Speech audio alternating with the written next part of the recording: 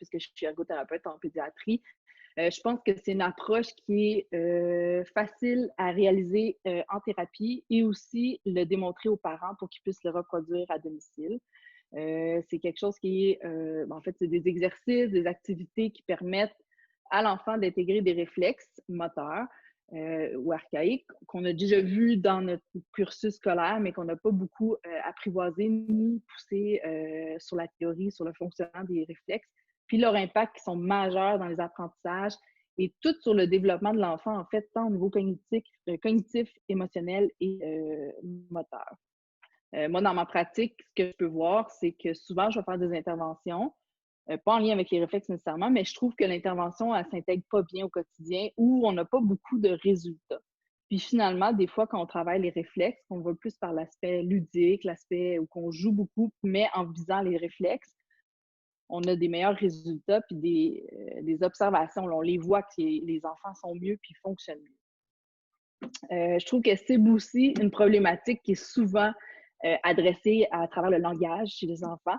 Puis là, en fait, on utilise l'activité, les jeux ludiques pour les faire bouger puis mieux traiter leur sculpture. On ne veut pas que l'enfant accumule toutes ses émotions, tous les comportements qui s'est passé en journée, puis là, bang, il y a une explosion. Puis là, ce n'est pas des outils faits pour nécessairement gérer un comportement dans l'intensité puis l'urgence, mais plus en titre préventif. C'est pour ça aussi qu'il y a plusieurs exercices puis plusieurs déclinaisons possibles de chaque exercice pour les mettre en place au quotidien pour que ça reste ludique et que les enfants continuent de vouloir les faire. Puis bien souvent, les enfants demandent à les faire par eux-mêmes.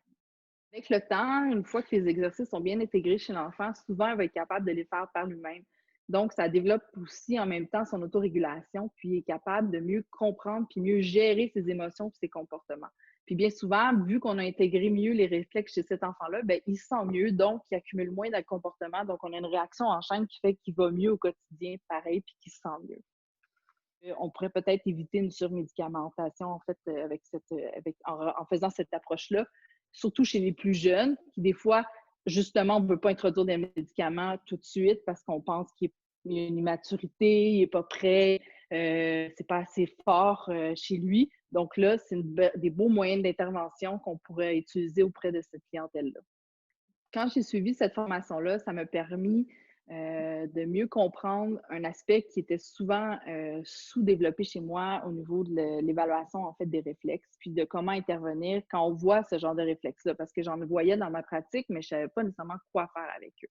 Après, comme ergothérapeute, on cherche à trouver, avec les enfants, on cherche aussi le développement du jeu, les aspects ludiques, puis dans le fond, c'est un super arrimage pour notre pratique parce que ça met des exercices puis des activités qui sont faciles à intégrer puis très ludiques pour l'enfant. Fait que ça vient compléter une partie de notre intervention qui était peut-être manquante ou déficitaire là, quand on évaluait les enfants et qu'on intervenait auprès d'eux. J'ai suivi plusieurs formations chez Neurogym Tonic. J'ai un parcours de plusieurs années avec eux. C'est des gens qui sont très généreux dans leur offre de services. J'ai jamais eu des formations bien montées, bien conçues comme ça, avec un horaire, avec des activités ludiques, avec une grande participation de tout le monde, en fait. C'est dans les meilleures formations que j'ai pu suivre partout.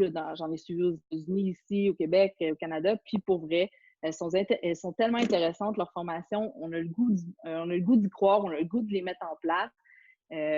Avec des formateurs qui sont motivants, qui donnent le goût de changer des choses. Il faut vraiment essayer Neurogym Tonic absolument une fois dans sa vie, surtout comme professionnel, puis après comme parent ou comme éducateur ou peu importe, mais je pense qu'il y a vraiment une belle ouverture en ce moment pour faire des choix éclairés, puis essayer des nouvelles approches aussi, c'est très important.